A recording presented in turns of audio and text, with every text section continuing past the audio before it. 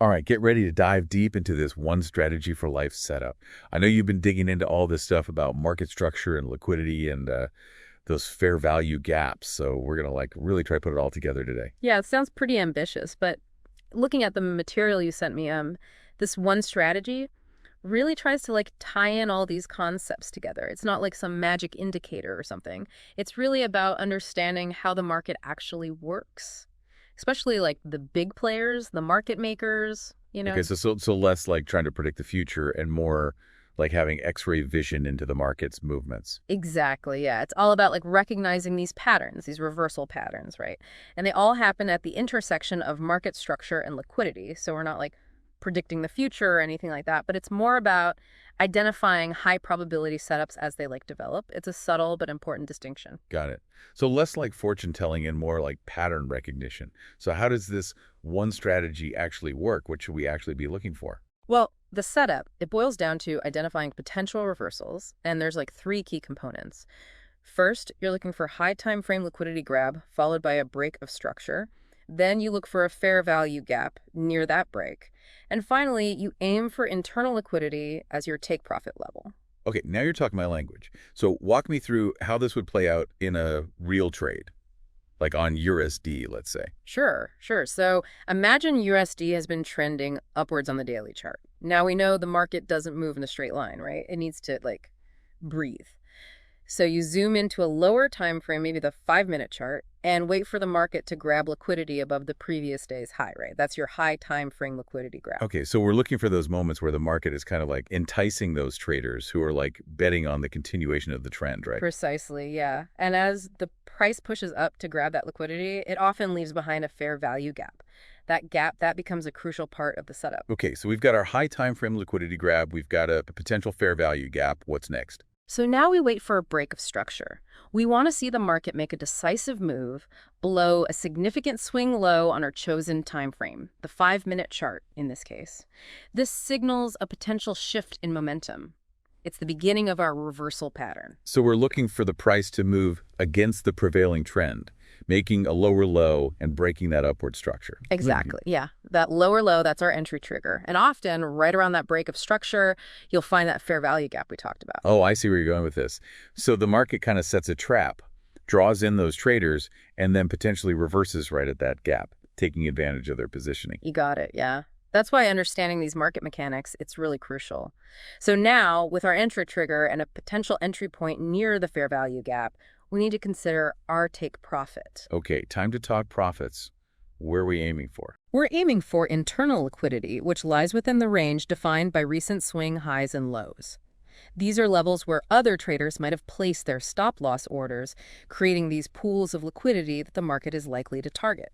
So we're essentially kind of anticipating where other traders might be caught off guard and using that to our advantage. Yeah, you could say that, yeah.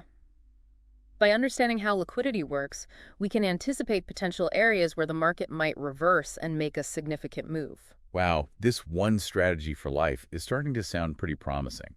But I have a feeling there's a lot more to it than just spotting these patterns. Mastering each of these components, it probably requires a deeper understanding of market structure, liquidity, and maybe even some mind games. Yeah, you're absolutely right. The setup itself is fairly straightforward, but it needs to be applied, within a solid framework. All those areas you mentioned, market structure, liquidity, trading psychology, they're all essential for success with this strategy. Okay, let's do it. I'm ready to go deeper. So this one strategy is just the tip of the iceberg, it seems. Yeah, indeed it is. And the deeper we go, the more interesting this trading journey becomes. So let's dive into those crucial concepts, starting with market structure. That's the foundation of everything we do in trading, right? Okay, so break down market structure 101 for me. This is where a lot of traders get tripped up, right? Oh, you're telling me. Market structure is like the framework of a house. If the foundation is weak, the whole structure's at risk. And the material you provided, it really emphasizes the importance of correctly identifying swing highs and lows, right? Sounds simple enough, but you'd be surprised how many traders get this wrong. I can imagine, yeah. I mean, a swing high is just the highest point price reaches before it reverses, and a swing low is the lowest point, right? Right. But here's the catch. You need to distinguish between internal and external structure. Internal structure refers to those smaller swings within a larger range, while external structure refers to the major swings that define the overall trend. So if we're like focusing on the wrong time frame or misinterpreting those internal swings, we could get completely thrown off. Exactly. Imagine trying to navigate a city with a map of just one neighborhood. You might be able to get around locally, but you'll miss the bigger picture. Context is everything in trading. Okay, context is key. Now, what about change of character? I've heard that term thrown around, but I'm not really sure what it means, like practically speaking. Change of character. Well, it essentially means like a shift in momentum. Think of it like a calm sea suddenly getting whipped up by like a strong wind, you know? It's the market transitioning from one state to another. So we need to be able to recognize when the market is no longer behaving as it was previously, like when a trend is losing steam or reversing. Precisely, yeah. And these changes in character, they're often signaled by breaks of structure, where the price moves beyond a significant swing high or low. And that's often where those high probability setups emerge. Okay, so mastering market structure is all about identifying those like crucial swing points, understanding the relationship between internal and external structure, and recognizing those momentum shifts. Is that right?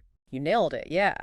Once you've got a solid grasp of market structure, you can start to see the market through like a clearer lens. You'll be able to anticipate potential turning points with more confidence and avoid those fake outs that are caused by internal swings. It's like having like a roadmap for the market, right? And now we need to understand how to navigate that roadmap using our secret weapon, liquidity. You got it.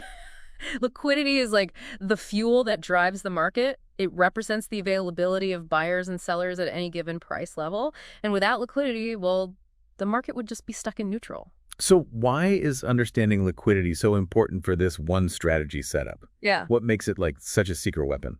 Because it helps you anticipate where the market might be heading, right? It's like knowing the location of gas stations on a road trip, you know? Whoa. You can plan your stops, you can avoid running out of fuel. Oh, I love that analogy. So where do we find these like liquidity gas stations on the market? How do we actually spot those areas where price is more likely to react? So the material you provided highlights 4 key types of liquidity levels that traders need to be aware of.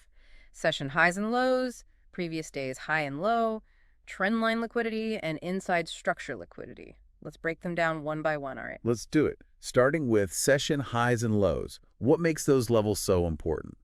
Well, session highs and lows represent the extremes of price movement within a specific trading session, like the Asian, London, or New York session, right? These levels often act as magnets for price because they represent areas where many traders have placed their orders. Okay, so if we see the market approaching like the high of the Asian session, for example, we might anticipate a potential reversal or at least a pause in the upward momentum. Exactly, yeah. These session highs and lows act like these psychological barriers that traders are like drawn to. Understanding their significance gives you an edge in anticipating those potential turning points. Got it. So next up, the previous day's high and lows. Are they similar to session highs and lows in terms of their importance? They are, yeah.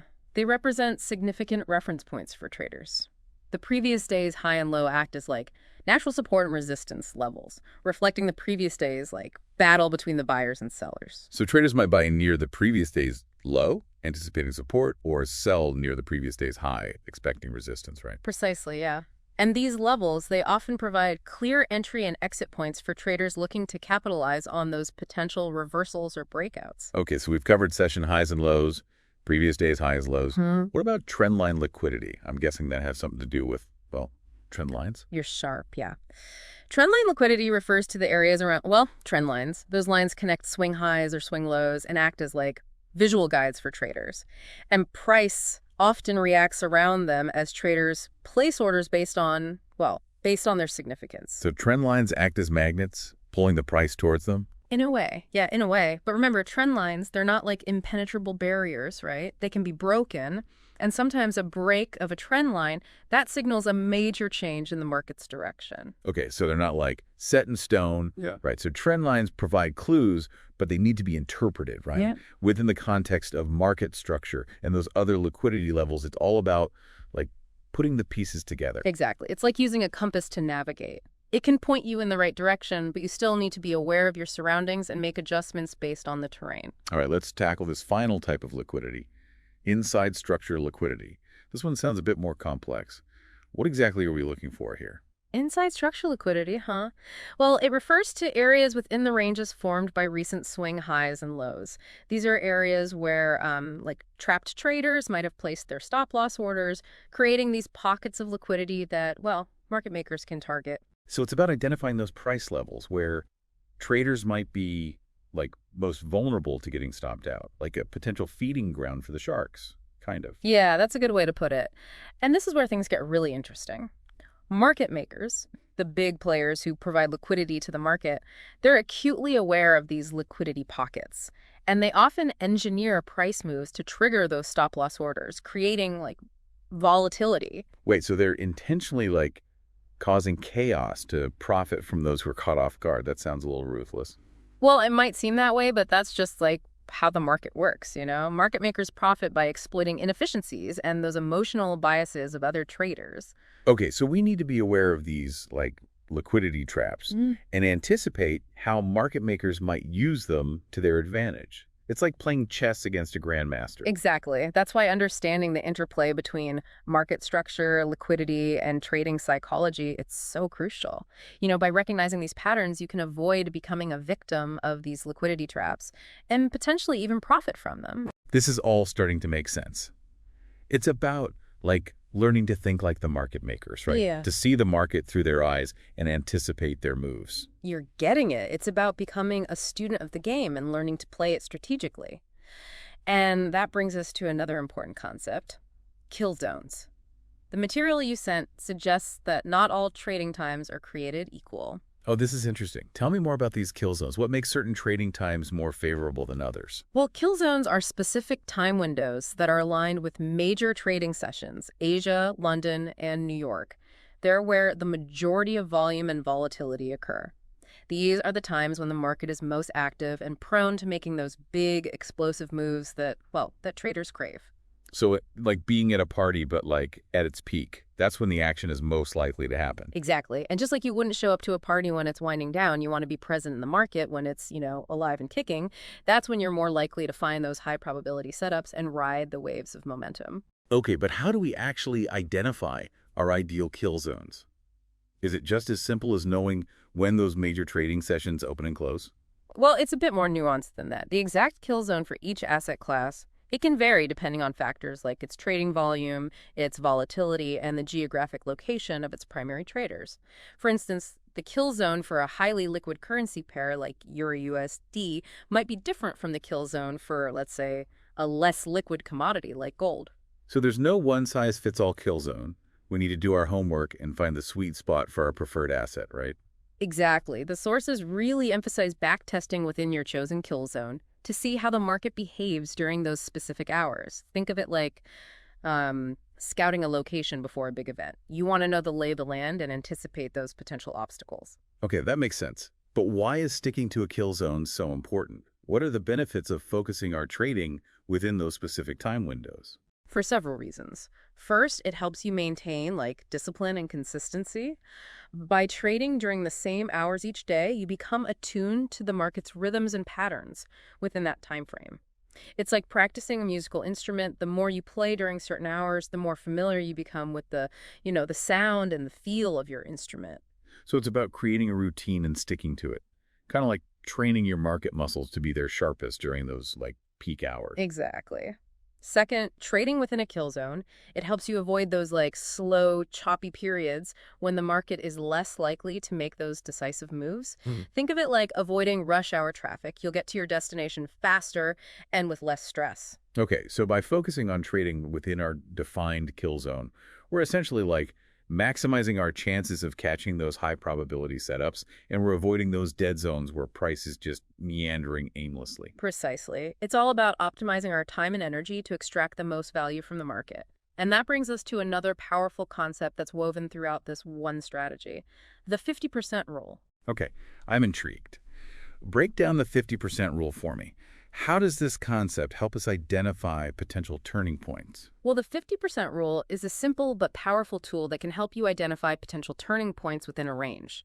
It's based on the idea that price tends to, like, revert to the mean, meaning it's drawn to the middle ground between extremes. Okay, so how does this play out on the charts? What are we actually looking for? So first, you need to identify a range. which is simply a period where the price is bouncing between a defined high and low.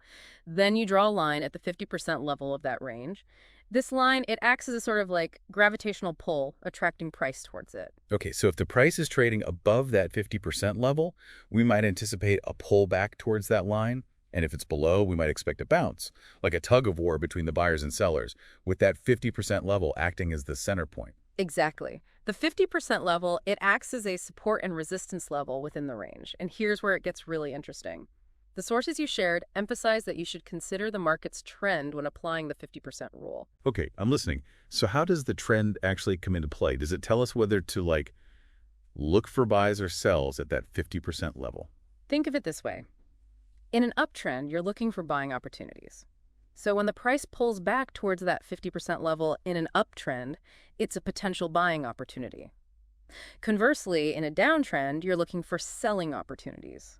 So a bounce towards that 50% level presents a potential shorting opportunity. So it's not about, blindly buying or selling at the 50% level. We need to consider the context of the overall trend to determine whether we're looking for a bounce or a pullback. Precisely. One of the sources uses a really clever analogy of buying toys on sale to illustrate this concept. Ooh, I love analogies. Tell me more. So they explain that when a toy is on sale, meaning it's trading at a discount, or below the 50% level, it's a good time to buy. Conversely, when the toy is at its regular price or higher, trading at a premium, or above the 50% level, it's a good time to sell. That's a great way to remember it.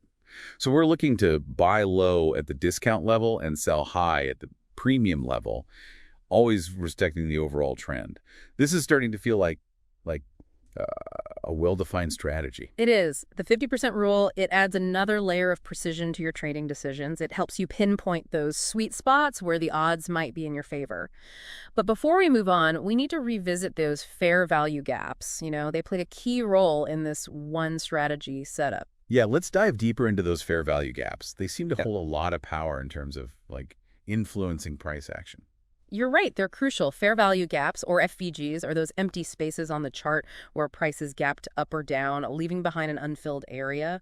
And as we touched upon earlier, they often act like magnets for price, drawing it back to, fill the void. So they're like unfinished business that the market wants to resolve, like a puzzle with a missing piece. Exactly. And one of the sources emphasizes that not all fair value gaps are created equal, They stress the importance of understanding the context of the broader market structure and the liquidity landscape.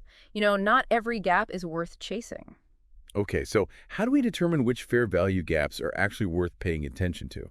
Are there any, telltale signs that a gap has a higher probability of getting filled? Absolutely. First, consider the time frame. Fair value gaps on higher time frames tend to be more significant and have a stronger pull than those on lower time frames. Makes sense. So a fair value gap on the daily chart is going to carry more weight than one on the 5-minute chart. Precisely. Second, consider the location of the fair value gap relative to other key levels, like previous swing highs and lows, support and resistance zones, and those liquidity levels that we discussed earlier. A gap near those levels is likely to be more powerful. So a fair value gap coinciding with a previous swing high or a key liquidity level, it's like a double whammy. Exactly. And finally, pay attention to how price reacts when it approaches a fair value gap. Okay, so what are we looking for? Like a sharp reversal or a quick rejection? Yeah. A strong reaction like that, it indicates that the fair value gap is significant and it will likely influence price action. If the price just meanders through a fair value gap without much fanfare, it's probably not worth getting too excited about. Okay, so we need to be discerning with our fair value gaps, considering their time frame, location, and price reaction. But how do we actually use them in our trading? How do they fit into the bigger picture of this one strategy? Well, the material you provided suggests several ways to leverage fair value gaps. First, they can refine our entries. If we're looking to, let's say, short a market near resistance, a fair value gap just above that level can add confidence to our entry. So it's like having a safety net, right? Yep. If the market reverses as we expect, the fair value gap is there to potentially accelerate the move in our favor. Exactly. Second, fair value gaps can be used to set our stop loss orders. By placing our stop loss just above or below the fair value gap, we're essentially minimizing our risk. Because if the market moves against us and fills the gap, we know our initial analysis was wrong and it's time to exit the trade. Precisely. And finally, fair value gaps. They can help us identify potential profit targets. If we enter a long trade near a support level and there's a fair value gap above, we might target that gap as our profit objective. So we're using the fair value gap as like a guide, anticipating that the market will likely be drawn back to fill that empty space. Exactly. Fair value gaps are like signposts on the trading landscape. They're pointing us toward potential turning points and profit opportunities. But there's one more type of fair value gap we need to discuss. The inverted fair value gap. Ah, yes, the inverted fair value gap. I remember you mentioning those briefly earlier. What's the story with these like filled gaps? Are they still relevant? They are, yeah. An inverted fair value gap, or IFVG, it's essentially a fair value gap that's been, filled by price action. The price, it moves back and closes a candle body within the gap, effectively neutralizing its magnetic pull. So it's like a magnet that's lost its power. The market has like resolved that unfinished business. Yeah. And the gap is no longer a significant factor. Exactly. However, inverted fair value gaps can still provide valuable clues. One of your sources suggests that they can act as early indicators of a potential reversal. Interesting. So even though the gap is technically filled, it can still leave behind, like a footprint. That might signal a shift in momentum, kind of like a scar on the market, reminding us of a previous battle between buyers and sellers. Precisely, yeah.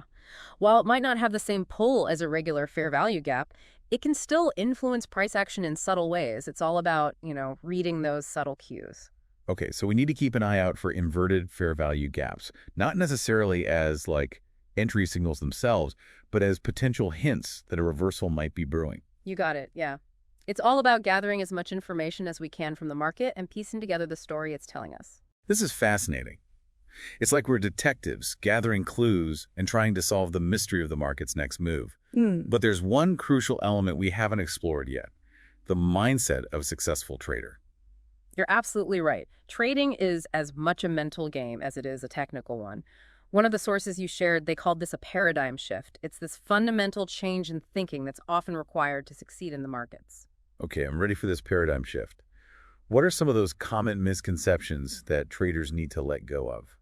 What mental baggage do we need to unpack? Well, one of the biggest misconceptions is like the need for a super high win rate to be profitable. The material you provided, it emphasizes that consistency and risk management are far more important than chasing wins. It's about quality over quantity. So it's not about winning every trade. It's about winning smartly and managing losses effectively, making sure those wins outweigh the losses in the long run. Exactly. Another misconception is that you need like a ton of capital to start trading. The sources highlight the power of compounding and the importance of starting small and gradually growing your account over time. Okay, so it's about playing the long game, focusing on consistent growth, not those overnight riches. It's about building a sustainable trading career, like brick by brick. Precisely. This paradigm shift is about adopting a mindset that embraces patience and discipline and, focusing on the process, not quick profits. It's a long-term game, not a sprint. Okay, I'm starting to grasp this mental shift. But what about those inevitable moments of self-doubt and frustration that, every trader faces? How do we actually navigate those rough patches and come out stronger on the other side? One of the sources called this breaking down to breakthrough. They explain that trading is rarely a smooth ride. There will be periods of self-doubt, confusion, even like physical discomfort. But like learning a musical instrument or mastering a new skill, pushing through those challenges is essential for growth. So it's about embracing the struggle, recognizing that setbacks are part of the learning process. Kind of like those growing pains we experience when we're like pushing ourselves beyond our comfort zones. Exactly. They offer a really helpful analogy. Imagine learning to play the guitar. Those initial days of fumbling with the chords and developing calluses, it can be frustrating and even painful. But if you persevere, eventually your fingers become more agile, the chords sound clearer, and the music starts to flow. Ooh, I love that analogy. So it's about trusting the process, knowing that with consistent effort and the right mindset, we can overcome those challenges and reach a level of mastery. Precisely, yeah. And here's another key takeaway from the sources. The importance of managing emotions, especially when trades go against you. Oh, I can only imagine that's easier said than done.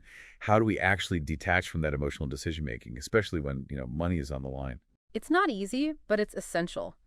One of the sources emphasizes the importance of having a well-defined trading plan. It should outline your entry and exit points, your risk management strategy, your profit targets. So it's like having a script to follow. Yeah. It helps us stay on track and avoid making those impulsive decisions based on fear or greed. Exactly. Another key to managing emotions is developing a routine that incorporates, stress-reducing activities, such as exercise, meditation, spending time in nature, anything that helps you stay calm and balanced. That makes a lot of sense. Trading can be a roller coaster of emotions. It's important to have outlets for that stress and ways to maintain a healthy perspective. Absolutely. And finally, one of the forces highlighted the importance of finding a supportive community of traders who understand the unique challenges of this journey. Oh, that's so true. It's much easier to navigate this challenging terrain when you have a team of experienced guides and fellow travelers who can offer support, encouragement, and share their wisdom. Precisely. Trading can often feel solitary, but having a community to connect with, it makes a big difference. It's a place to share your wins and losses, learn from others' experiences, and stay motivated during those inevitable tough times. It can be a game changer. This deep dive has been incredibly insightful. We've uncovered the core elements of the One Strategy for Life setup, explored those critical trading concepts like market structure, liquidity, and fair value gaps, and we even delved into the mindset of a successful trader. I feel like I've got a really solid foundation to build on. And that's what it's all about, laying a solid foundation for success. The sources you shared, they emphasize that knowledge is most valuable when applied. So let's recap what we've learned about this One Strategy for Life setup and how we can actually put it into practice. Sounds good to me. Let's solidify those key takeaways. So to recap, the One Strategy for Life setup is all about identifying those potential reversal points in the market. We do this by looking for a confluence of three key factors: high time frame liquidity grabs, breaks of structure, and fair value gaps that align with those breaks. Exactly. And remember, we're not just blindly entering trades based on these patterns. We're using our understanding of market structure, liquidity, and time to refine our entries, manage our risk, and maximize our profit potential. Right. We're becoming more like skilled detectives than gamblers, right? We're piecing together those clues and anticipating the market's next move. It's a much more strategic and calculated approach. Precisely. And let's not forget the importance of mindset. This one strategy isn't just about following a set of rules, right? It's about developing a way of thinking, a way of approaching the market with discipline, with patience, and a commitment to continuous learning. It's about becoming a master of the game. This deep dive has been an incredible journey. We've covered so much ground, and I feel like we've just scratched the surface. I'm so excited to keep exploring these concepts and see how they play out in real-time trading. And that's the beauty of trading, right? It's a constant learning process, a journey of discovery that never truly ends. There's always something new to learn, a new challenge to conquer, a new level of mastery to attain. Well said. And for our listeners who are feeling inspired to explore this One Strategy for Life further, I encourage you to start by backtesting it within your preferred kill zone. See how the market behaves during those specific hours and observe if this strategy aligns with your trading style. It's all about finding what works for you. Excellent advice. And remember, true mastery, it requires ongoing practice, learning, and adaptation. Embrace those challenges, celebrate the wins, and never stop refining your craft. Well said. This has been an incredible deep dive, and I can't wait to continue this journey with you. Welcome back to our deep dive into the One Strategy for Life. We've covered a lot of ground already, haven't we? From market structure to liquidity to trading psychology, you've been introduced to so many of the key concepts that form the foundation of this approach. It's been a wild ride so far, and I'm ready to take this one strategy for a test drive. Let's talk about those specific entry models that the sources highlight. You mentioned there are 4, right? Exactly. And the best part is they all align with the core principles of this one strategy, recognizing those key market patterns and acting decisively when they emerge. Are you ready to dive in? Absolutely. Let's start with those fair value gaps, those price vacuums we talked about earlier. I'm curious to learn how we can use them to pinpoint our entries. It sounds almost too good to be true.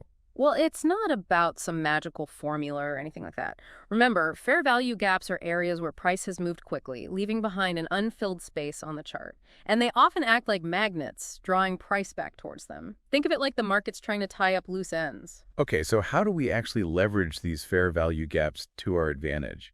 We can't just blindly enter any trade near a gap, right? You're right. We need more than just a gap. We need confirmation. And the sources suggest looking for confluence between a fair value gap and a break of structure.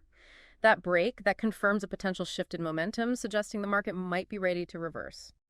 So it's about waiting for those moments when A fair value gap aligns with a break of structure, giving us a higher probability setup. Precisely. Let's paint a picture, okay? Sure. Imagine the market's been trending downwards. You're patiently observing price action in your kill zone. You spot a fair value gap above a recent swing high. Intriguing, but not enough to pull the trigger just yet. Got it. We're waiting for that break of structure. That signal that the bears are losing steam and the bulls might be ready to take over. Exactly. Then boom, the market rallies and breaks decisively above that previous swing high, taking out sell stops that might have been lurking around that level. And that break of structure often coincides with that fair value gap, right? Almost like the market is setting a trap. Exactly. It draws in those late sellers before potentially reversing and heading back up to fill that gap. Okay, this is starting to make a lot of sense. But where exactly do we enter the trade? Do we jump in right at the break, or do we wait for a pullback? There are a couple of schools of thought on that. Some traders like to enter aggressively right at the break of structure, aiming to catch the initial move. Others prefer to wait for a pullback towards the fair value gap, confirming the reversal and potentially getting a better entry price. It really depends. So it's about finding what aligns with your risk tolerance and your trading style. Some traders are comfortable with a little bit more risk, while others prefer a more cautious approach. Exactly. And, of course, no matter which entry approach we choose, we always need a stop-loss order in place. Protecting our capital is non-negotiable. Right. Risk management is key. Yeah.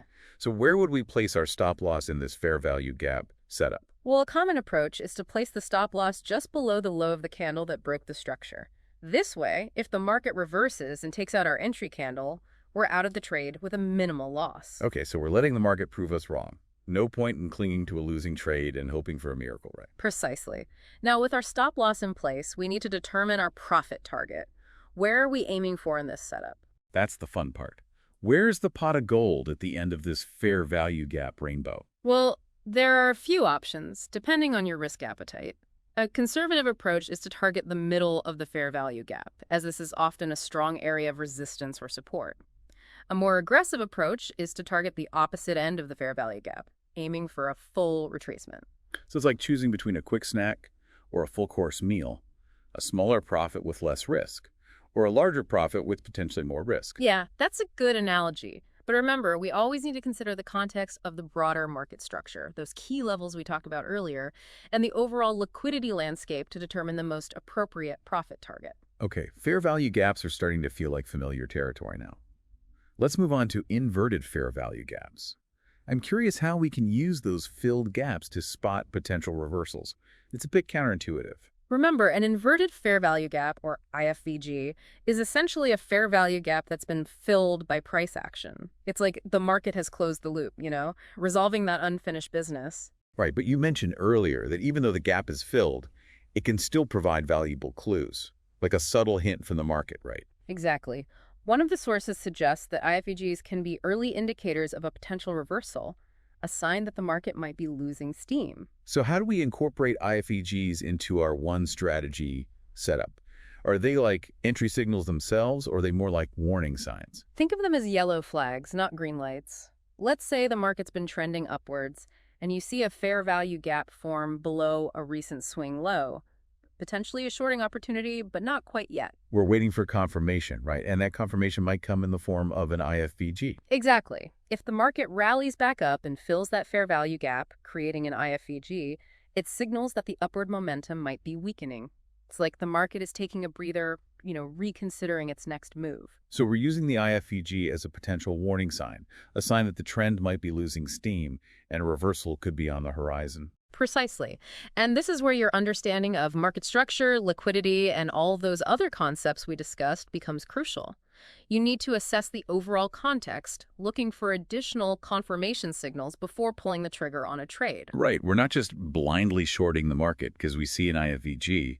We're detectives, gathering evidence and waiting for the right moment to strike. Exactly. Trading is about making informed decisions, not impulsive ones. Okay, ready to tackle the third entry model, order blocks. Bring it on. This one sounds a bit more technical. Yeah. What are order blocks and how can they help us find those high probability setups? Order blocks, right. While there's zones where large institutions like banks and hedge funds have placed significant buy or sell orders, they represent areas of concentrated liquidity and can often act as turning points in the market. So they're like footprints of the big players, showing us where they've been active and where they might be lurking. Exactly. And one of the sources emphasizes that order blocks on higher time frames tend to be more significant and reliable than those on lower time frames. Makes sense. The big players are likely operating on those higher time frames, where the real money is flowing. So how do we incorporate these order blocks into the one strategy framework? Well, we look for confluence, just like with fair value gaps. We want to see an order block align with a break of structure.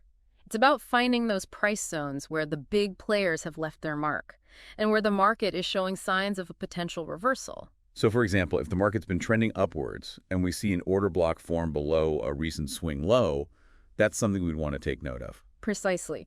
Now, we wait for confirmation, just like with the fair value gap setup. We need to see that break of structure, that signal that the bulls are losing steam and the bears might be ready to take control. And then, boom, the market breaks decisively below that previous swing low, potentially triggering those big sell orders that are sitting within that order block. Exactly. It's like piggybacking on the moves of the big players, using their order blocks as guideposts for our entries. I'm starting to see the power of this approach. But where do we actually enter the trade in this order block setup? At the break, or do we wait for a pullback? Just like with fair value gaps, there are two main approaches, aggressive and conservative. Some traders enter right at the break of structure, while others prefer to wait for a pullback towards the order block. It's about finding what suits your trading style and risk tolerance. And of course, we always have our stop loss in place to protect ourselves, just in case the market decides to throw us a curveball. Absolutely. Risk management is paramount. Always. So with our stop loss set, we need to determine our profit target. Okay, where's the finish line for this order block setup? Well, like with the fair value gap setup, there are a few options. A conservative approach is to target the middle of the order block, as this is often a strong area of support or resistance. A more aggressive approach is to target a key level beyond the order block, aiming for a larger move.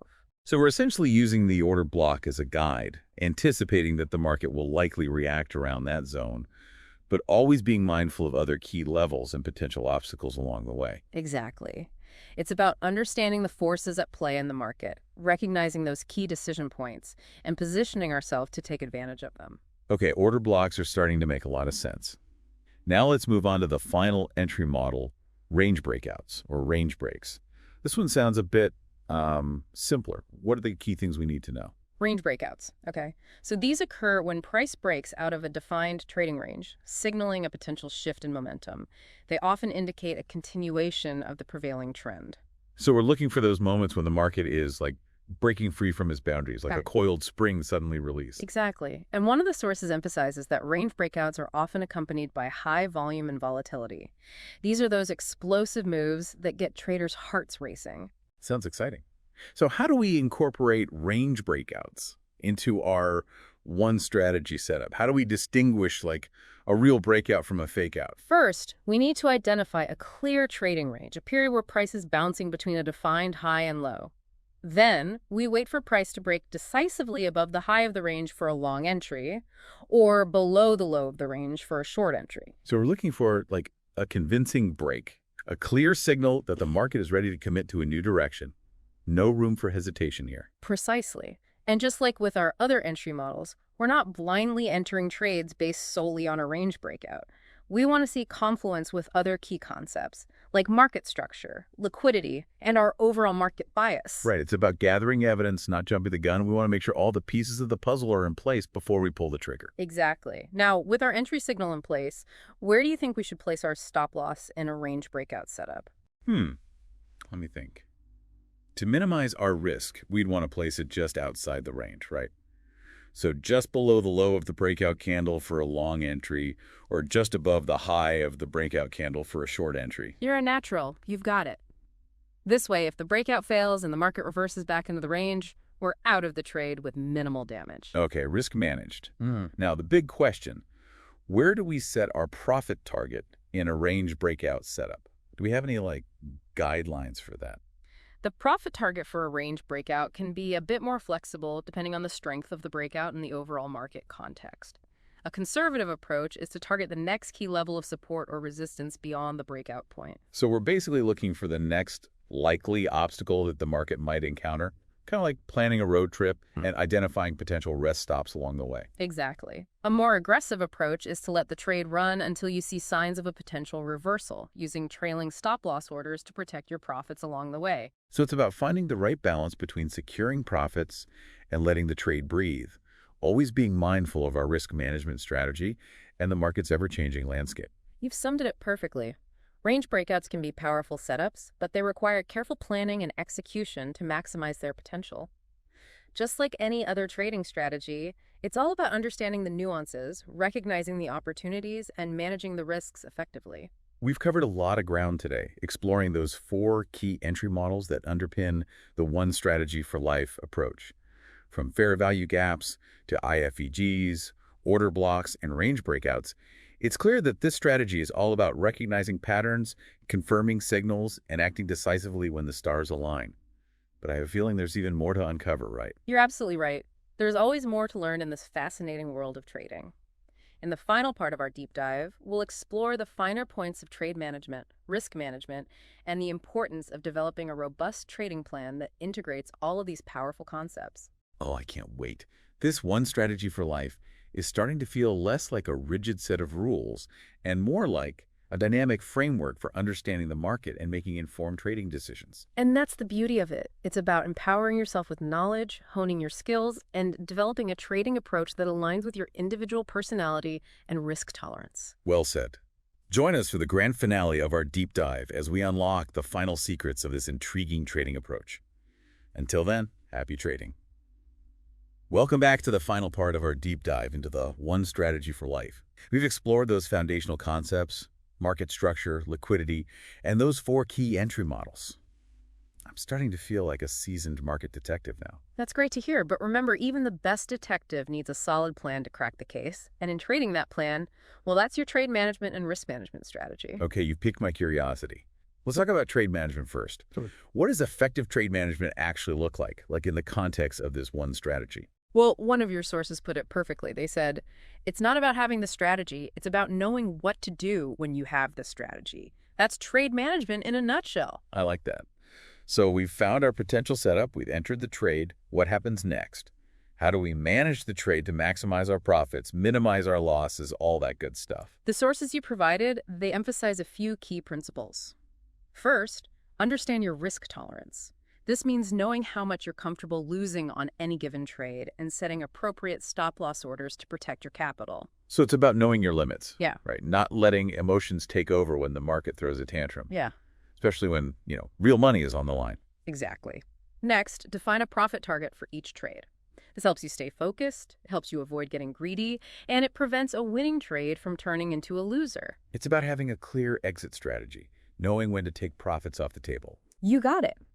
And finally, be adaptable. Adjust your trade management based on the market's ever-changing mood. Sometimes you might scale out of a portion of your position as the trade moves in your favor, tighten your stop loss to lock in some profits, or even exit the trade entirely if you see signs of a reversal. So it's not about rigidly sticking to a plan, but being, flexible and responding to the market's cues. It's kind of like dancing with the market, knowing when to lead and when to follow. That's a great way to put it. Effective trade management is about adapting to the market's rhythm, making strategic adjustments, and always prioritizing the safety of your capital. Trade management sounds like a delicate balancing act between discipline and flexibility. Now let's talk about, the other side of the coin, risk management. One of the sources you provided called it the most important skill you can develop as a trader. And they're absolutely right. Think of risk management as the foundation of a sustainable trading career. It's about protecting your hard-earned capital from the inevitable losses that all traders experience. Without it, you're essentially gambling, not trading. Okay, I'm all ears. What are the key principles of effective risk management? How do we make sure we're not risking more than we can afford to lose? One of the most important concepts is determining your risk per trade. Decide what percentage of your account balance you're willing to risk on any given trade. This helps you weather those losing streaks and, stay in the game for the long haul. So it's about setting clear boundaries, right? Making sure that one bad trade doesn't wipe out a big chunk of your capital. Precisely. A common rule of thumb among professional traders is to risk no more than, say, 1% to 2% of your account balance on any single trade. Okay, so for example, if I have, let's say, a $10,000 account and I'm willing to risk 1%, my maximum loss on any trade would be $100. Is that right? Exactly. Now let's say you're looking at a trade with, let's say, a 50 pip stop loss. To determine your position size, you would divide your maximum allowable loss, $100, by the stop loss distance, 50 pips, which equals 2 mini lots. So I would enter the trade with too many lots, knowing that if it hits my stop loss, I'll lose $100 or 1% of my account. That makes sense. But what about those times when the market's moving against us, and our emotions start to take over? How do we stay disciplined and stick to our risk management plan when fear and greed start creeping in? That's where mental fortitude comes in. It's about detaching from, emotional decision making. You need to accept those losses as part of the game and prevent them from, derailing your strategy. Easier said than done, right? Trading psychology is definitely a whole other beast to tackle. Huh. Do the sources offer any tips for, cultivating this mental resilience? Absolutely. Having a well-defined trading plan is, it's key. This plan outlines your entry and exit rules, your risk management parameters, your profit targets. It helps you stay on track and avoid making those impulsive decisions that are, fueled by fear or greed. So it's like having a clear roadmap to follow. No more second guessing or emotional detours, just clear, calculated decisions. Exactly. It also helps to keep a trading journal. Track your trades, analyze your performance, identify areas for improvement. It's about becoming a student of your own trading journey, learning from both your wins and your losses. So it's like having a personal trading coach helping us identify our strengths and weaknesses and, refine our approach over time. Precisely. And don't underestimate the power of mindfulness. Mm-hmm. Develop strategies for managing stress and emotions, whether it's through meditation, exercise, spending time in nature, or anything that helps you stay, grounded. Yeah, it sounds like taking care of our mental and emotional well-being is just as important as mastering the technical aspects of trading. We need to be in the right headspace to make sound decisions. Couldn't agree more. And one final piece of advice from the sources. Find a supportive community of traders who understand the unique challenges of this journey. Trading can feel isolating at times, but surrounding yourself with like-minded individuals who can offer support and guidance, it can make a world of difference. It's about having a tribe, right? A group of people who get it, who can share your struggles and celebrate your triumphs. It's about knowing you're not alone in this wild ride. Exactly. Sharing experiences, insights, strategies with other traders, it can accelerate your learning curve and help you navigate the inevitable ups and downs of the market. This deep dive has been incredible. We've explored the core elements of this one strategy for life, from identifying those, key market patterns to mastering the art of trade and risk management. I feel like I've been handed a really powerful toolkit for approaching the market, with clarity and confidence. And remember, this is just the beginning of your journey. This one strategy, it's a framework, it's a philosophy, it's a way of thinking about the markets that you can continue to build on and refine over time. Well said. This deep dive has given me a really solid foundation and a thirst to learn more. I'm excited to put everything I've learned into practice and see where this trading adventure takes me. That's the spirit. Embrace the process, stay disciplined, and never stop learning. The market rewards those who are patient, who are persistent, and always willing to adapt. This has been an incredible journey, and I want to thank you for sharing your expertise and guiding us through the intricacies of this one strategy for life. For our listeners who are feeling inspired to explore this further, I encourage you to start by backtesting this strategy within your preferred kill zones, See how the market behaves during those specific hours, and if this approach aligns with your trading style. And remember, trading is a journey of continuous learning. Stay curious, stay focused, and never give up on your trading dreams.